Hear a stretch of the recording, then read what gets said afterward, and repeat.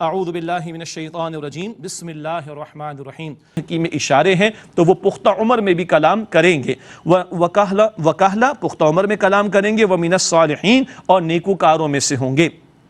قالت رب انا یکون لی ولد، وہ بولی اے میرے رب میرے ہاں بیٹا کیسے ہوگا، ولم یمسسنی بشر، حالانکہ کسی مرد نے مجھے ہاتھ تک نہیں لگایا، عجیب معاملہ، یہ کیسے ہوگا۔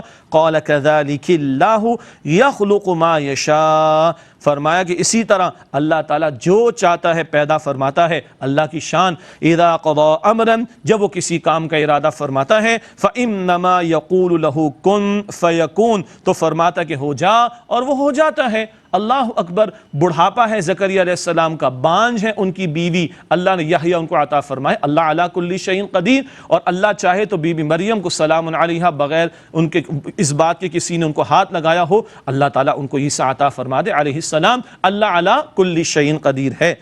وَيُعَلِّمُهُ الْكِتَابَ وَالْحِكْمَةَ، اور اللہ ان کو سکھائے گا کتاب اور حکمت۔ ایک مراد لی گئی کتاب سے تورات جس میں احکام بھی، اور حکمت سے مراد انجیل بھی لی گئی کہ جس میں حکمت اور دانائی کی بھی بہت ساری باتیں اور بہت سارے خطابات موجود ہیں۔ مراد فرمایا وَيُعَلِّمُهُ الْكِتَابَ وَالْحِكْمَةَ، اور اللہ انہیں کتاب اور حکمت سکھائے گا، وَالتَّوْرَاةَ وَالْإِنجِيلَ، یعنی تورات اور انجیل، وَرَسُولًا إِلَىٰ بَنِي إِسْرَائِيل، اور وہ بنی اسرائیل کی طرف ایک رسول ہوں گے۔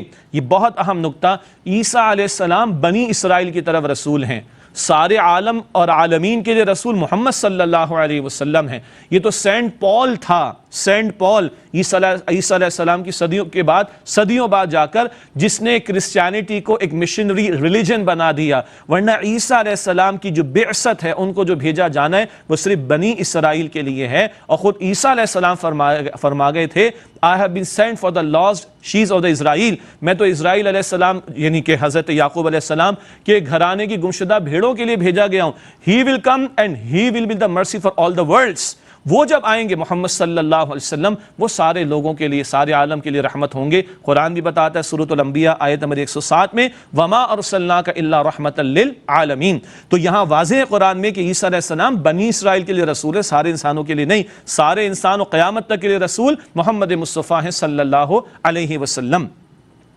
وَرَسُولًا إِلَىٰ بَنِي إِسْرَائِيلَ، اور وہ بنی اسرائیل کی طرف ایک رسول ہوں گے۔ کیا کہیں گے وہ؟ انی قد جئتکم بآیۃ من ربکم، کہ میں تمہاری طرف ایک نشانی کے ساتھ آیا ہوں تمہارے رب کی طرف سے۔ انی اخلق لکم من الطین کہیئۃ الطیر، میں تمہارے لیے مٹی گارے سے پرندے جیسی شکل بناتا ہوں، فانفخ فیہ، پھر میں اس میں پھونک مارتا ہوں، فیکون طیرا باذن اللہ، تو وہ اللہ تعالیٰ کے حکم سے پرندہ ہو جاتا ہے۔ کس کے حکم سے؟ اللہ کے حکم سے۔ وابرئ الاکمأ والابرص، اور میں اچھا کر دیتا ہوں پیدائشی اندھے کو اور کوڑ کے مریض کو۔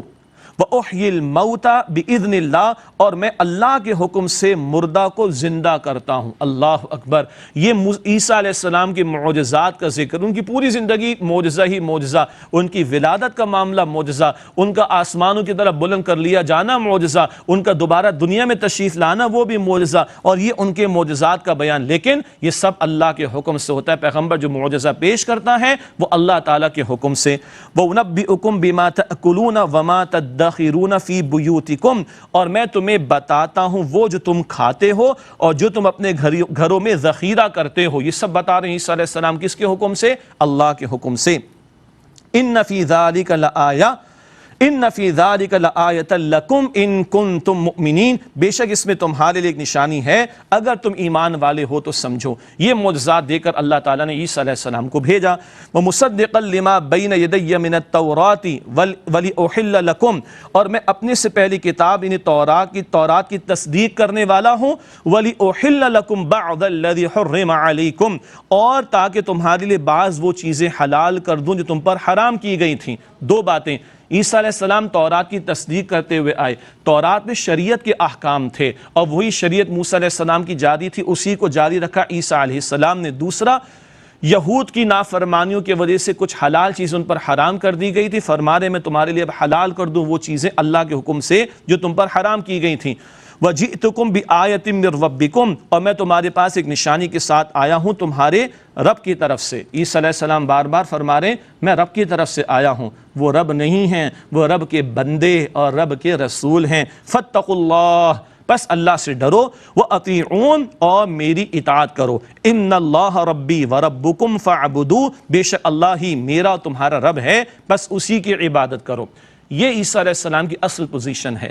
اور وہ جو نصارہ جو غلط عقائد میں مبتلا تھے، عیسیٰ علیہ السلام کو خدا اور خدا کا بیٹا اور معاذ اللہ تین خداؤں میں سے خدا کہہ کر ٹرینٹی کا تثلیث کا عقیدہ رکھے بیٹھے تھے، ان کی نفی ہو رہی ہے۔ ھذا صراط مستقیم، یہ سیدھا راستہ ہے۔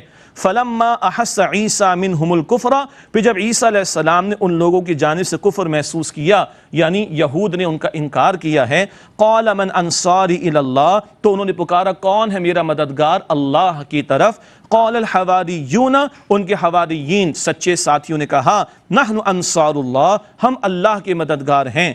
عجیب مقام ہے، اللہ کے مددگار، پیغمبر پکار رہے ہیں میرا مددگار کون ہے، اور ساتھی کہہ رہے ہیں ہم اللہ کے مددگار۔